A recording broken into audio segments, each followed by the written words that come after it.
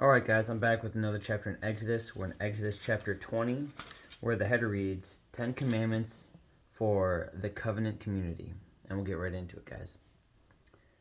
Then God gave the people all these instructions. I am the Lord your God, who rescued you from the land of Egypt, the place of your slavery. You must not have any other God before me. You must not make for yourself an idol of any kind or an image of anything in the heavens or on the earth or in the sea. You must not bow down to them or worship them, for I, the Lord your God, am a jealous God, who will not tolerate your affection for any other gods. I lay the sins of the parents upon their children. The entire family is affected, even children in the third and fourth generation of those who reject me, but I lavish unfailing love for 1,000 generations on those who love me and obey my commands. You must not misuse the name of the Lord your God. The Lord will not let you go unpunished if you misuse his name. Remember to observe the Sabbath day by keeping it holy. You have 6 days each week for your ordinary work, but the seventh day is a Sabbath day of rest dedicated to the Lord your God. On that day no one in your household may do any work. This includes you, your sons and daughters, your male and female servants, your livestock, and any foreigners living among you. For in 6 days the Lord made the heavens, the earth, the sea, and everything in them, but on the seventh day he rested. That is why the Lord blessed the Sabbath day and set it apart as holy. Honor your father and mother. Then you will live a long, full life in the land of the Lord, in the land the Lord your God is giving you. You must not murder. You must not commit adultery. You must not steal. You must not testify falsely against your neighbor. You must not covet your neighbor's house. You must not covet your neighbor's wife, male or female servant, ox or donkey, or anything else that belongs to your neighbor. When the people heard the thunder and the loud blast of the ram's horn, and when they saw the flashes of lightning and the smoke billowing from the mountain, they stood at a distance, trembling with fear. And they said to Moses, "You speak to us, and we will listen. But don't let God speak directly to us, or we will die." "Don't be afraid," Moses answered them, "for God has come in this way to test you, and so that your fear of him will keep you from sinning." As the people stood in the distance, Moses approached the dark cloud where God was. And the Lord said to Moses, "Say this to the people of Israel. You saw for yourselves that I spoke to you from heaven. Remember, you must not make any idols of silver or gold to rival me. Build for me an altar made of earth and offer your sacrifices to me. Your burnt offerings and peace offerings, your sheep and goats, and your cattle. Build my altar wherever I cause my name to be remembered, and I will come to you and bless you. If you use stones to build my altar, use only natural, uncut stones. Do not shape the stones with a tool, for that would make the altar unfit for holy use.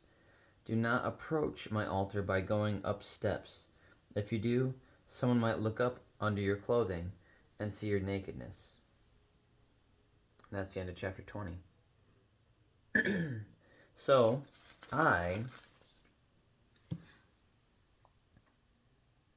I love that reflection on the second commandment. It goes much deeper. It's actually the most detailed of all the commandments. And it's the second and the fourth. So it's remembering the Sabbath and then not making idols. It goes into such detail, reflecting on the suffering a family can do for generations, if someone isn't doing the right thing. That's a heavy burden to bear. I have such a strong desire to be a good leader for my family, a good leader in the community, a strong God-fearing leader in the church, that I so badly just want to hear the phrase, "Well done, good and faithful servant," when I get to heaven. Knowing that generations to follow would suffer because I don't fall in line with God, is more than enough motivation for me to want to continue just to pursue God.